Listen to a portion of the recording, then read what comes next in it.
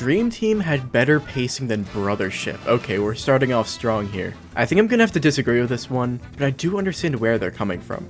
Dream Team had so much fluff and unnecessary content that slowed the game down to a T, while Brothership had a bad opening in terms of pacing. At least for me, it was mainly the first and third islands that felt really slow. Dream Team had its slow moments throughout the entire thing, some of the worst being the dreamy Driftwell Shore area and the Neo Bowser Castle. It felt as if the game added content for the sake of padding, while Brothership unintentionally had poor pacing because of how the game is structured. Brothership may have a few islands that overstay their welcome, but one of the few benefits of splitting the locations into separate islands is that the environment is changing faster and more consistently. Brothership has so many different islands for the sake of world building. In Dream Team though, they wouldn't be losing much if they didn't make some dreamy sections drag on. I know that was a cold open, but this is going to be a very interesting video. I admit I am very rusty on some parts of the games, mainly Partners in Time, but I'm going to do my best here. I actually don't think the Bowser's Inside Story remake is all that bad. A lot of my main criticisms are mostly just sort of small nitpicks that aren't all that bad, and now I feel the new quality of life features added mostly makes up for it. I agree with this 100%. I feel as if a lot of people just simply critique the remake just because it is unnecessary, which isn't a proper critique. Critique the game based off of the game itself, not by when it was released or what system it was on. A lot of the actual critiques I see relating to the remake are more like tiny nitpicks like mentioned, which a lot fall under preference. Personally, the Bowser's Inside Story remake is one of my favorite games of all time. The story of Bowser's Inside Story itself with graphical enhancements, which I think look as good as the original, alongside a slower campaign which develops some of my favorite characters in the Mario franchise, period. I never found the tutorials in Dream Team to be a nuisance, because the game introduces so many cool new mechanics that they become quite necessary. If it's your first time playing, it's not that bad in my opinion. I only view Dream Team's tutorials as a nuisance whenever replaying the game. But once you're out of the sand area, the tutorials space out a lot more and it becomes much more tolerable. Like mentioned, the game has a lot of mechanics, whether they're used a lot or not. I feel like the game was practically punished by adding more because they had to add more tutorials. I really don't mind Brothership having slow start and long length. In fact, I actually think it helps to build the world of Concordia and to flesh out more of the characters. With the themes Brothership has, being all about connections and the importance of others, it makes it difficult for the developers to strike a balance between giving enough time for players to really connect with these characters and their relationships, while also not sacrificing pacing. Previous games in the series only really focused on showcasing characters on their own, not as much as their dynamic with each other, with a few outliers like Bowser Jr.'s Journey or Paper Jam. It does come down to your own opinion on if they executed that balance well, but the majority opinion is that the game didn't have the best pacing. Personally, the pacing of Brothership did really demotivate me to play at the beginning, but once I got out of the second sea, I was playing a lot more frequently because of more eventful things were on the horizon. There aren't really any big story revelations in the first 20 hours, which really sucks. I made a whole video on the subject, but this is part of my only real major issue with Brothership. The game feels incredibly linear in terms of storytelling compared to the other entries. Instead of having a constantly changing objective throughout the story, while there may be one overarching objective, for example defeating Fawful in Bowser's Inside Story, what you do to accomplish that is bigger than simply just going to each different location and connecting it. There's more substance there. While I appreciate the substance within those islands, it's not the same. The way the game is fundamentally designed, I have a problem with. Of course, I still love the game a bunch. I think I agree with this take to a degree, as there was some payoff to seeing these characters develop throughout the story at the sacrifice of the pacing at times. That being said, the beginning of the game had no reason to gatekeep Rose attacks for so long. That is something I can't excuse. Paper Jam actually perfected the Bowser Kidnaps Peach story, and the new Super Mario Bros. Vacation allowed normal enemies like Charging Chunk and Ant Troopers in a Mario & Luigi game. Heck, this marks the first appearance of normal Koopas in the Mario & Luigi series. 1000% agree. Paper Jam was a scenario where the developers were still able to tell a decent story with what they had. It doesn't pull a sticker star where it just gives up, but actually embraces the limitations and sees what works. Still got no idea if it really was Alpha Dream's decision to make Paper Jam so limited in characters, but they were still able to make a Mario and Luigi game out of it, not a soulless Mario RPG. I feel like there's a big difference between the two that people don't really talk about there.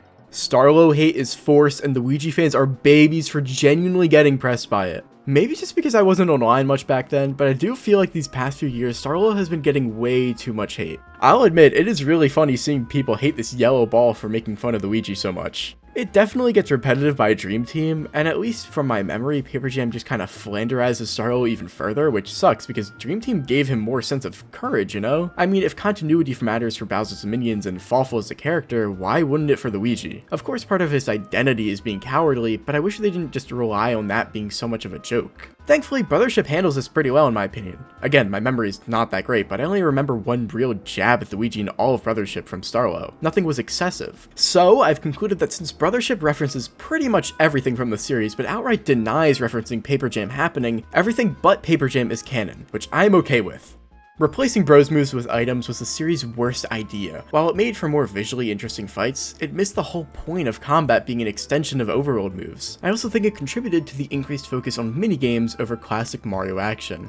Honestly, I'm indifferent about it just because there's been so many games with items instead of overworld moves. Thinking about it, I do think there should be more connection with them, because it'd make more sense for these crazy overworld abilities to have more of a purpose in combat. Especially in Brothership where they can do a spin dash or become a UFO, it makes you wonder how different things would be. If it was around before Dream Team released, I'd probably agree, but I feel like there are way too many iconic and really fun bros attacks with items. The disadvantage in Superstar Saga is they do feel a lot more basic in comparison nowadays, and you're much more limited in what you can do with those overworld abilities. It's going to be harder to have a spectacle like Clock Out Blow without having outside items. But at the end of the day, it's really up to player preference. I definitely fall under the category of preferring more minigames compared to regular platforming. It's tics like these that really make you realize how subtly different Superstar Saga can be compared to the other games fundamentally.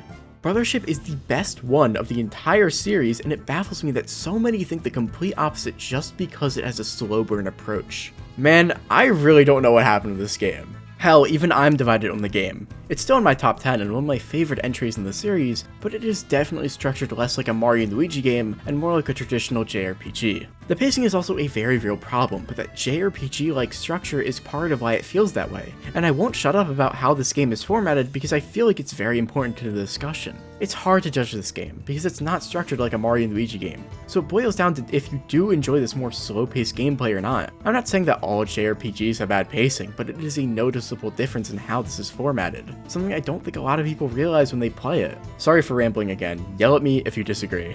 I think Dream Team is the worst Mario & Luigi game on replay because the pacing is terrible. Tutorials, Ultabed, and Tasma is a nothing villain that's basically just Bowser's ride. Gyro controls, especially at the Z-Keeper fight, and its story just isn't good enough to justify 40 hours in my opinion. Dream Team definitely has the worst pacing in my opinion. Yes, even including Brothership. It felt like in Dream Team they added fluff for the sake of adding fluff. Specific things that come to mind are that they did not need that whole MacGuffin part with the Ultabed, and they didn't need to make the final dungeon such a slog. Speaking of Phantasma, he's the epitome of hype moments in aura with nothing more. That's why I like looking at Dream Team with the angle that it's Bowser reclaiming his own aura by becoming a real genuine threat again after Bowser's inside story. It's possible that was the actual intention by Alpha Dream, but the issue is that it doesn't really feel that way. Throughout the game, we never really see any actual development leading up to this. Bowser doesn't go through any sort of growth throughout the game, just at the end deciding, screw it, this is your endgame twist, I'm the actual final boss. The gyro controls were really not that great in the latter giant battles, at least from my experience, but in my opinion it's really just an inconvenience. It might be Nintendo's most overrated series. Superstar Saga is the only one I'd consider in some all-time list. Overrated? Some of them I think I could see. Bowser's Inside Story is such an amazing experience from start to finish, but I do think some people hold it in a status way too high. But the series as a whole? Not at all. Hard disagree there. I love Brothership, and there's a lot it does brilliantly, but it does stray a bit from the combat/platform aspect I love the series for. I know the game's about connection, but the gameplay leads a tad too much into NPC interaction for me. I love the dialogues and characters though. That's another thing Brothership handles differently. In order to make this game about connections and bonds, they need to focus on these subplots a lot more to help with world building. This is something I do agree with, as Paper Mario is usually supposed to fill this role, with Mario & Luigi being the more fast-paced, action-y RPG. But that's not to say I don't appreciate what they've done here. There were some memorable characters, and they did help me care more about the stories and connections in Concordia. It's just not what Mario & Luigi usually focuses on. Brothership has the best ending, better than Bowser's Inside Story. Yeah. I don't think Brothership's ending can be matched if I'm being honest. Even if Inside Story was remade again and had a cinematic, fully animated credits, it wouldn't compete in my opinion. Brothership's got me really emotional. Every animator who worked on that did phenomenal and deserves a raise. The payoff for Brotherships is just unmatched. Seeing Concordia reunited, how all the characters are reunited, Bowser aura farming, it's perfect. Snoutlet's the best Mario & Luigi sidekick. I mean, I like Snoutlet, but I think I like Starlet a little bit more. I feel like they didn't fully commit to giving Snowlet a unique personality. He just kind of felt like Starlo, but a little bit more relaxed, less snarky. I think one of my biggest wishes for the next Mario & Luigi game is for them to do a more unique spin on the partner character. Even if it's something like Olivia, where she's completely new to the world, like a child. At least something. It's slowly getting a bit repetitive, having the same regular commentary characters. Overall, I understand it, but Starlo feels a little bit more fleshed out to me, at least in some games. The side stories in both remakes are actually good and better than the main games, gameplay and story cutscenes being included. This is a truth nuke. Okay, subjectively, I have a very strong personal attachment to Bowser Jr.'s journey. It's literally my favorite Mario story. But objectively, I do realize that no, the main games are better. In terms of story though, Bowser Jr.'s journey clears all of the main games, being on par with Inside Story. In terms of gameplay, while I can appreciate the depth added in Junior's journey, it's not something that any regular Mario & Luigi fan will enjoy. These are action RPGs, not tactical ones. It's no wonder a majority of the fanbase dislikes the gameplay. But in my opinion, it's not flawed, just something not a lot of the audience will enjoy. Minion Quest on the other hand though, I'll admit that is a bit flawed, but the story is still pretty decent. Mechanically speaking, Paper Jam is one of the best games in the series. It nailed the battle mechanics, it has fun burst attacks, the card battle system was well done, and overworld exploration was rather good too. Yeah, no, I agree with this 100%. The card system was actually really underrated, and the trio attacks were really great spectacles. Paper Mario in general was the most fun character to use, dare I say more fun than Bowser in Inside Story. And while I don't think it had the best lineup of burst attacks, it was still a pretty solid lineup. Personally, I feel like the generic locales really dumbed down the overworld aspect of the game, even though I really liked all the overworld moves. I think Paper Jam is the embodiment of potential, man. Next Mario & Luigi game needs to be even longer than Brothership and include other Mario series characters from DK, WarioWare, and Luigi's Mansion, and also have a more deeper story. I'm gonna have to say no to this one. It would be incredibly difficult to properly pace a Mario & Luigi game that's over 50 hours, as much as younger me would love that. In terms of story, I think we could get deeper than what Brothership was, but nothing past Super Paper Mario level. I think having more characters from existing spin-offs would be interesting, but I'd much rather see new original races of characters like the people of Concordia. If spin-off characters served a good story purpose, I think it'd work well. But for the sake of just fan service, I mean, who am I kidding? I'd still enjoy it anyways. I wasn't a big fan of Brothership's story. It felt too serious and sincere, if that makes sense. Characters are way too nice, and a lot of the surreal wackiness from previous games is toned down. I know it's hard to top a killer soda monster, but you get my point. This is something I haven't really thought about all that much really, and this is completely understandable. If you really look into it, there aren't as many nonsensical characters, which isn't a bad thing considering the direction Brothership wanted to take. I thought the story was great, but in order for them to make Brothership, they had to take out some of what made Mario & Luigi Mario & Luigi. This is something I'll be touching on when I eventually review Brothership. Is this more of a Paper Mario hot take? It's Paper Jam's fault anyways. The Paper Mario universe being set in a book isn't a retcon, and it's just a way so these two worlds can actually coexist, since you need a way to have the crossover actually happen without causing a time paradox. Yeah, I'm gonna be honest, I feel like people take it too seriously. If you ask me, Paper Mario's universe being in a book fits if you're under the mindset that the Paper Mario world in Mario & Luigi is separate from the actual Paper Mario series. It gives a good excuse as to why there's none of the original characters from the Paper Mario series in Paper Jam. Although I get there are a lot of passionate fans regarding the whole Mario timeline and are under the mindset that everything needs to fit perfectly together, which I understand. I used to be really into that stuff and more power to you. But at the end of the day, excluding my personal headcanon, I don't think it's a retcon either. Again, people took Paper Jam way too seriously in this regard. Brothership not having Yoko Shimomura was the worst decision ever made. Specifically after hearing every single Reclusa phase themes, literally the most generic and anticlimactic final boss themes, all that spectacle and climax with the most boring ass themes. I've been trying not to defend Brothership too much to the point of glazing it, but I genuinely think that it had a really good soundtrack. Not in the same league as Shimomura, but I think that they did a really good job. Reclusa specifically, I feel like that was more of the composers being done dirty. Instead of one epic theme like the rest of the final bosses, Reclusa's final boss wasn't just a regular final boss theme whatsoever. At least in the way I interpreted it, it felt like musical storytelling over a traditional boss theme. The theme starts off more calm, reserved, only for the phases to climax into the third, where it's just pure chaotic desperation. It may not have been the most catchy battle theme, but it fit the tone perfectly if you ask me. I think they should have contacted Shimomura for guidance and had her on for more of a mentorship role, but at the end of the day, the soundtrack wasn't the worst, but it was one of the weaker ones. It's about a choir finding their own identity of their own version of Mario & Luigi that they just need to reach. If that made no sense at all, I am very sorry. I think Superstar Saga DX's Minion sprite alterations are a great change. They're more consistent with the Mario series as a whole, and it helps add on to the significance of Minion Quest's plot.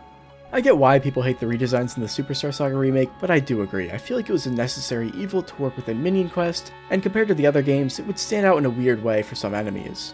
The art style of the 3DS games did not lose the charm the past games had with the sprites. At least from my perspective, the opinion on this has generally shifted to being more positive over the past few years. I do think it lost some of its quirkiness. For example, Mario & Luigi on the 3DS games looked a bit more like regular Mario & Luigi rather than the signature box art style, but it was still there. It just felt like the series was a bit more softer. I do think certain people really over-exaggerate how bad the difference is though. They still look gorgeous in their own way and respect the original vision as much as they can.